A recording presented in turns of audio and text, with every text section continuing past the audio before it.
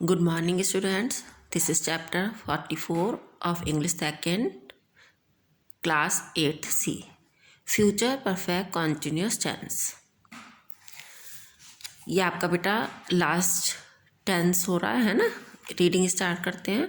पहचान इन टेंस के वाक्यों के अंत में समय तथा रहा होगा, रही होगी, रहे होंगे आदि शब्द आते हैं। एक तो समय दिया होगा और आपके रहा होगा, रही होगी, रहे होंगे, इस तरह के आपका ये सेंटेंस ख़त्म हो रहा होगा। एग्जाम्पल देखिए, वे 2 दिन से विद्यालय नहीं जा रहे होंगे।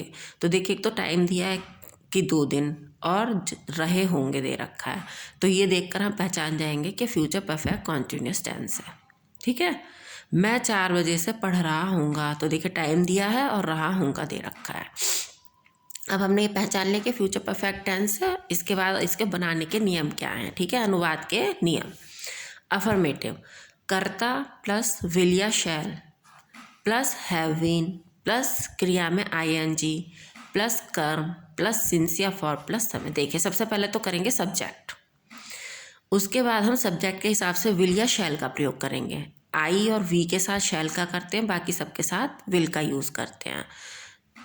फिर हैव बीन यानी विल हैव बीन या शैल हैव बीन। ठीक है, हैव बीन दोनों के साथ लगाएंगे। फिर वर्ब के फर्स्ट फॉर्म में आईएनजी लगाएंगे क्योंकि रहा आ रहा है। फिर ऑब्जेक्ट रखते हैं हम।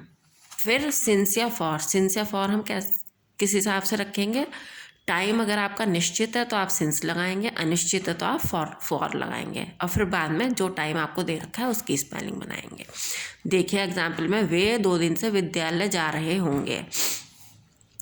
वे की होती है दे, और दे के साथ हम विल का यूज़ करेंगे, तो दे विल और हैव बीन लगाना है। फिर हमें दे विल हैव बीन, जाने की गो होती है, उसमें आईएनजी लग जाएगा, गोइंग टू स्कूल। ठीक है, फिर ऑब्जेक्ट आएगा, तो ऑब्जेक्ट में क्या आ गया, टू स्कूल। और 2 दिन से तो हमें पता नहीं है कौन से 2 दिन से, निश्चित नहीं है, तो फॉर 2 days। मैं 2 घंटे से खेल रहा हूँगा। मैं की आई के साथ हमें पता है कि शैल का यूज़ करते हैं, तो आई शैल हैव बीन। खेलने की प्ले होती है, तो आईएनजी लग गया, प्लेइंग। 2 घंटे से, इसमें भी निश्चित नहीं है, तो फॉर 2 hours। अब हम आते हैं नेगेटिव पर। नेगेटिव में केवल नॉट लग जाता है, और नॉट क्यों लगता है, क्योंकि उसमें नहीं होता है। और नॉट कहाँ लगेगा, विल या शैल के बाद। ठीक है, उसके बाद हैव बीन आएगा। देखिए, कर्ता प्लस शैल या will plus not plus have been plus क्रिया में आईएनजी प्लस कर्म प्लस सिंस या फॉर प्लस समय।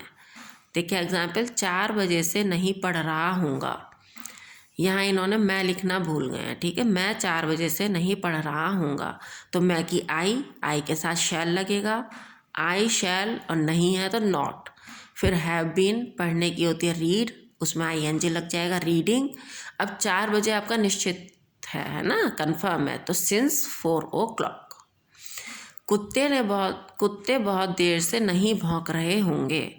कुत्ते यानी द डॉग्स, विल, फिर नॉट, हैव बीन, भौंकने की होती है बार्क, उसमें आईएनजी लग जाएगा, तो बार्किंग हो जाएगा। और बहुत देर से, ये भी आपका निश्चित नहीं है, कंफर्म नहीं है, तो फॉर अ लॉन्ग टाइम। अब हम आते हैं इंटेरोगेटिव पर।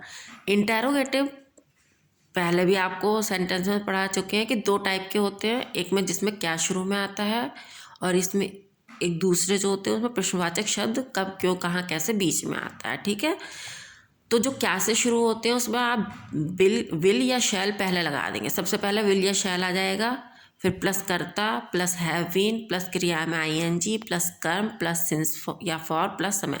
सेम सेंटेंस वैसा ही रहेगा, केवल विल या शैल उठ के आपका पहले आ जाएगा। और देखिए नोट में क्या दिया है, प्रश्नवाचक शब्द शुरू में लगता है। और यदि दूसरे टाइप का जो सेंटेंस है जिसमें आपका प्रश्नवाचक शब्द आ रहा है, अगर वो आया हुआ है तो वो और पहले आ जाएगा, वो विल शैल से भी पहले आ जाएगा, फिर बाकी सब आपका ऐसे ही बनेगा। देखिए, वे कल से कहाँ रह रहे होंगे, इसमें आपका प्रश्नवाचक शब्द बीच में आया। इन्होंने एक ही एग्जाम्पल दिया है जिसमें प्रश्नवाचक शब्द आपका बीच में आया हुआ है। तो कहाँ की होती है वेयर, और विल हम किसके हिसाब से लगाएंगे, कर्ता के। तो कर्ता क्या है हमारा, दे, तो दे के हिसाब से विल आ गया, तो वेयर विल दे।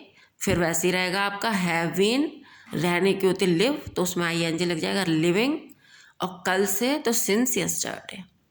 ठीक है, ये आपके बेटा इसके टेंसेस आपके ख़त्म हो गए हैं। एक्सरसाइज पहले आप खुद करके देखिएगा, फिर जो मैंने भेजी है फिर उससे आप मैच कीजिएगा कि आपने सही किया है कि नहीं।